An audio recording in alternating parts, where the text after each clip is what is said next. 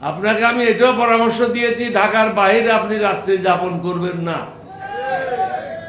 ঢাকার বাইরে রাত্রি যাপন না করতে প্রধানমন্ত্রী তারেক রহমানকে পরামর্শ দিয়েছেন এলডিপি চেয়ারম্যান ডক্টর কর্নেল অবসরপ্রাপ্ত অলি আহমেদ। একই সঙ্গে সরকারের ভেতর ও দলের গুরুত্বপূর্ণ জায়গায় থাকা বিদেশি গুপ্তচরদের চিহ্নিত করে বের করে দেওয়ার আহ্বান জানিয়েছেন তিনি। বুধবার দুপুরে রাজধানীর ডিপ্লোমা ইঞ্জিনিয়ার্স মিলনায়তনে 11 দলের এক সেমিনারে তিনি এসব কথা বলেন। চারিদিকে আপনি শত্রু দ্বারা পরিবেষ্টিত। প্রধানমন্ত্রীকে উদ্দেশ্য করে অলি আহমেদ বলেন, চতুর্দিকে শত্রু রেখে দেশ পরিচালনা করা সম্ভব নয়। 11 দল বা প্রকাশ্য বিরোধীরা আসল শত্রু নয়, বরং প্রধানমন্ত্রীর পাশে থাকা মানুষরাই তার সবচেয়ে বড় শত্রু। বিদেশি এই গুপ্তচররা যে কোনো সময় তার বড় ধরনের ক্ষতি করতে পারে। তাই বেগম খালেদা জিয়ার সন্তান হিসেবে রাষ্ট্র ও দলের সংস্কারে প্রধানমন্ত্রীকে দ্রুত উদ্যোগী হতে হবে। কতগুলি অবৈধ দখলদারি, কত জায়গায় চাঁদাবাজি হচ্ছে।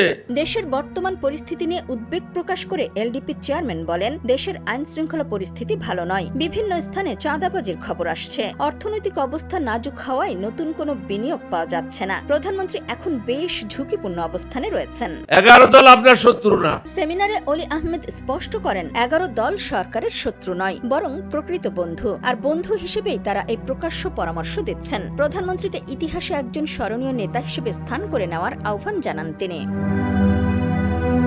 রাজনীতিতে এই বন্ধুরূপী শত্রুদের চেনা এবং আইন শৃঙ্খলা ও অর্থনীতির সংকট মোকাবেলা করাই এখন নতুন সরকারের সবচেয়ে বড় চ্যালেঞ্জ। অলি আহমেদের এই সতর্ক বার্তা প্রধানমন্ত্রী কিভাবে নেন এবং আগামী দিনে কি পদক্ষেপ নেন, সেটাই এখন দেখার বিষয়। ডেস্ক রিপোর্ট, সোনালী নিউজ।